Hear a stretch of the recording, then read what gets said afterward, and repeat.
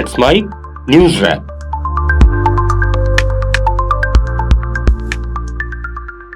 Let's Mic news wrap. प्रधानमंत्री नरेंद्र मोदी की अध्यक्षता में केंद्रीय मंत्रिमंडल ने आज राष्ट्रीय खेल नीति 2025 को स्वीकृति दे दी है। नई नीति मौजूदा राष्ट्रीय खेल नीति 2001 का स्थान लेगी। बैठक में 1 लाख करोड़ रुपए की राशि के साथ अनुसंधान विकास और नवोन्मेषण योजना को भी मंजूरी दी गई। केंद्रीय मंत्रिमंडल ने विनिर्माण क्षेत्र पर विशेष जोर देते हुए सभी क्षेत्रों में रोजगार सृजन, रोजगार क्षमता और सामाजिक सुरक्षा को बढ़ाने के लिए रोजगार से जुड़ी प्रोत्साहन योजना को मंजूरी दे दी है। इस योजना के तहत जहां पहली बार रोजगार करने वाले कर्मचारियों को 1 महीने का वेतन 15,000 रुपये तक मिलेगा, वहीं नियोक्ताओं को अतिरिक्त रोजगार पैदा करने के लिए 2 साल की अवधि के लिए प्रोत्साहन दिया जाएगा। इस योजना का कुल बजट 2 लाख करोड़ रुपए है। केंद्रीय मंत्रिमंडल ने तमिलनाडु में करीब 47 किलोमीटर के 4 लेन परमकुडी रामनाथपुरम सेक्शन के निर्माण को मंजूरी दे दी है। इस परियोजना को हाइब्रिड एन्युटी मोड पर विकसित किया जाएगा। इस पर 1853 करोड़ रुपए खर्च होंगे।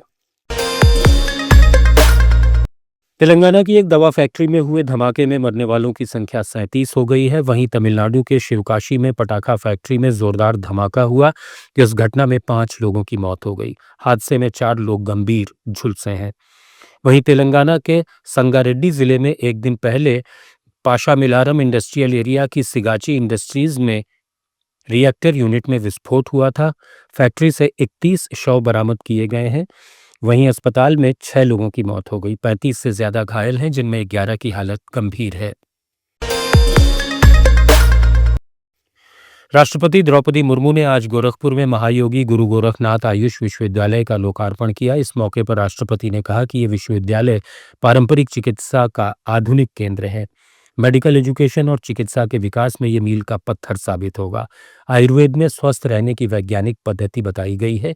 स्वस्थ रहने के लिए हमें पुरानी परंपराओं का पालन करना होगा। इस विश्वविद्यालय को बनाने में 268 करोड़ रुपए की लागत आई है।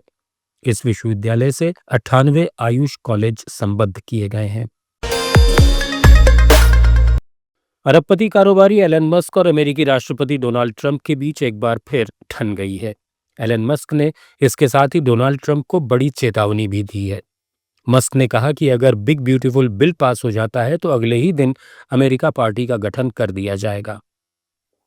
डोनाल्ड ट्रंप ने भी मस्क पर पलटवार करते हुए कहा कि मस्क को शायद मानव इतिहास में किसी भी व्यक्ति से कहीं अधिक सब्सिडी मिल सकती है, लेकिन बिना सब्सिडी के शायद उन्हें अपनी दुकान बंद कर वापस साउथ अफ्रीका लौटना पड़ेगा। थाईलैंड के संवैधानिक न्यायालय ने पीएम पाइतोंगतार्न शिनावात्रा को उनके पद से सस्पेंड कर दिया है। उन पर आरोप है कि उन्होंने कंबोडिया के नेता हुन सेन से फोन पर बातचीत की थी। इस बातचीत में उन्होंने थाई सेना के कमांडर की आलोचना की थी। चीन, पाकिस्तान और Bangladesh south Asia China alliance बनाने की तैयारी में है। इसे दक्षिण एशिया चीन सहयोग पर आधारित ये संगठन सार्क का चीनी जवाब माना जा रहा है। एक रिपोर्ट के अनुसार अगस्त में इस प्रस्तावित साका अलायंस की इस्लामाबाद में बैठक हो सकती है। प्रधानमंत्री नरेंद्र मोदी 2 जुलाई से 10 जुलाई तक 5 देशों की यात्रा पर रहेंगे। पीएम मोदी इन 5 में से 3 देश घाना, त्रिनिदाद एंड टोबैगो और नामीबिया के दौरे पर पहली बार जाएंगे। इस विजिट की शुरुआत घाना से होगी।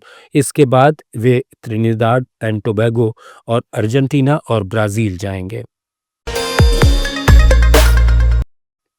राजस्थान सरकार एसआई भर्ती रद्द नहीं करेगी। एडवोकेट जनरल राजेंद्र प्रसाद ने कैबिनेट सब कमेटी की रिपोर्ट एडिशनल एफिडेविट के साथ राजस्थान हाईकोर्ट में पेश की। सरकार ने कोर्ट में कहा कि हम इस स्टेज पर भर्ती रद्द नहीं कर सकते। इसके बाद कोर्ट ने सभी पक्षों की रिपोर्ट की कॉपी देने के निर्देश दिए। इस मामले में अंतिम सुनवाई 7 जुलाई को होगी। देश में आज जीएसटी को लागू किए 8 वर्ष पूरे हो गए। बीते 8 साल में जीएसटी को जबरदस्त सफलता मिली और जीएसटी कलेक्शन को लेकर लगातार वृद्धि दर्ज की गई। आधिकारिक आंकड़ों के अनुसार जीएसटी कलेक्शन 5 साल में लगभग दोगुना हो गया है, जो कि वित्त वर्ष 2020-21 के दौरान 11,37,000 करोड़ रुपए था, वो बढ़कर वित्त वर्ष 2024-25 में 22 लाख करोड़ रुपए से अधिक हो गया। पंजाब पुलिस ने राजस्थान के बाड़मेर में अंतर्राष्ट्रीय सीमा के पास लगभग 300 करोड़ रुपए मूल्य की 60 किलोग्राम हेरोइन जब्त की। ये खेप पाकिस्तान के तस्कर तनवीर शाह और कनाडा के हैंडलर जोबन कलेस से जुड़ी हुई थी। इस सिलसिले में 9 तस्करों को गिरफ्तार किया गया है। मणिपुर में सुरक्षा बलों ने पिछले 24 घंटों के दौरान 3 सक्रिय उग्रवादियों को गिरफ्तार किया है। इम्फाल पूर्व के खुरई कोंगपाल, थोम्बाडोंगे, थौबल के लिरोंगथेल पित्रा और धौबल के चरंगपत ममांग लेकाई में एक एक उग्रवादी गिरफ्तार किए गए। असम पुलिस ने 7 लोगों को गिरफ्तार किया है जो भारतीय सिम कार्ड्स के जरिए पाकिस्तानी साइबर अपराधियों को व्हाट्सएप अकाउंट बनाने में मदद कर रहे थे। पुलिस ने 948 SIM card, 53 bank passbook, 47 mobile phone और कई डिजिटल डिवाइस जब्त किए हैं। मणिपुर के चुराचांदपुर जिले में मोंगजांग गांव के पास कुछ बंदूकधारियों ने एक कार पर हमला किया। इससे कार में सवार एक बुजुर्ग महिला और कुकी नेशनल आर्मी के एक सीनियर नेता सहित 4 लोगों की मौत हो गई। United Kuki National Liberation Army ने हमले की जिम्मेदारी ली है। त्रिपुरा के मुख्यमंत्री माणिक साहा ने अगरतला के एडी नगर में त्रिपुरा के पहले साइबर क्राइम पुलिस स्टेशन का उद्घाटन किया। उन्होंने कहा कि साइबर अपराध छाया से लड़ने जैसा है, इसके लिए तकनीकी कौशल और जागरूकता जरूरी है। तमिलनाडु के मुख्यमंत्री एम.के. स्टालिन की अगुवाई में यूनाइटेड तमिलनाडु नाम का नया सदस्यता अभियान शुरू हुआ है। इसे चेन्नई में डीएमके मुख्यालय से लॉन्च किया गया। डीएमके सांसद पीएन विल्सन ने मीडिया से बातचीत में कहा कि अभियान का मकसद पार्टी की पहुंच को और मजबूत करना है। तेलंगाना के सिंचाई मंत्री उत्तम कुमार रेड्डी ने गोदावरी बनकचरला लिंक प्रोजेक्ट को अवैध और तेलंगाना के हितों के खिलाफ बताया है। हैदराबाद में सिंचाई विभाग के अफसरों के साथ हुई बैठक में उन्होंने निर्देश दिए कि ये परियोजना रोकने के लिए कानूनी कार्रवाई की जाए।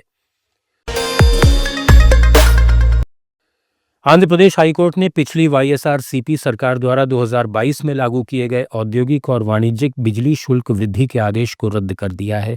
ये शुल्क 6 पैसे से 1 रुपया प्रति यूनिट तक था। इससे चंद्रबाबू नायडू सरकार को लगभग 2,500 करोड़ रुपए का रिफंड देना होगा। केरल के कोच्चि में पुलिस ने एक बड़े ड्रग रैकेट का भंडाफोड़ किया। अंतर्राष्ट्रीय तस्करी से जुड़े इस मामले में 3 लोगों को गिरफ्तार किया गया। इनके पास से अफ्रीका से मंगवाया करीब 4 किलो एमडीएमए ड्रग बरामद हुआ। पुडुचेरी की राजनीति एक बार फिर गर्मा गई है। यहाँ उपराज्यपाल तमिलिसाई सुंदरराजन और मुख्यमंत्री रंगासामी के बीच अधिकारों को लेकर तकरार खुलकर सामने आई है। मुख्यमंत्री ने कहा कि उपराज्यपाल बार बार चुनी हुई सरकार के अधिकारों में हस्तक्षेप कर रही हैं, जबकि उपराज्यपाल ने जवाब दिया कि वो सिर्फ संविधान के अनुसार काम कर रही हैं। बिहार में नीतीश सरकार की कैबिनेट बैठक में कलाकारों को हर महीने 3,000 रुपए की पेंशन देने का निर्णय किया गया। मुख्यमंत्री गुरु शिष्य परंपरा योजना को भी हरी झंडी दी गई। इस योजना के लिए वित्तीय वर्ष 2025-26 में 1,11,60,000 रुपए की मंजूरी दी गई है। योग गुरु बाबा रामदेव ने इटावा में यादव कथावाचकों से मारपीट और अमानवीय व्यवहार करने वालों को लताड़ लगाई है। बाबा रामदेव ने कहा कि यदुवंशी की कथा यदुवंशी ही नहीं करेंगे तो आखिर कौन करेगा। योग गुरु ने कहा कि सनातन धर्म में हम सभी एक हैं मगर काम उल्टे करते हैं। बात यहाँ जात पात की नहीं है, भगवान सभी के हैं और ये कोई पेटेंट नहीं है कि भगवान की कथा हम ही कराएंगे। ऐसे में यादव कथावाचकों से मारपीट करना पूरी तरह गलत है और इस तरह की प्रवृत्ति पर रोक लगनी चाहिए। सिक्किम विधानसभा ने एक दिन के विशेष सत्र में 2 महत्वपूर्ण बिल पास किए। पहला, सिक्किम लोकायुक्त संशोधन बिल। ये संशोधन भ्रष्टाचार की शिकायतों की जांच को और प्रभावी बनाएगा। दूसरा, the scholars university of skill and innovation Sikkim bill, जिसका मकसद राज्य में कौशल विकास और नवाचार को बढ़ावा देने के लिए एक नई यूनिवर्सिटी स्थापित करना है। आप सुन रहे थे Let's Mic more than radio. Follow कीजिए हमें हमारे सोशल मीडिया प्लेटफॉर्म्स पर। आप सुन रहे थे Let's Mic more than radio. Follow कीजिए हमें हमारे सोशल मीडिया प्लेटफॉर्म्स पर।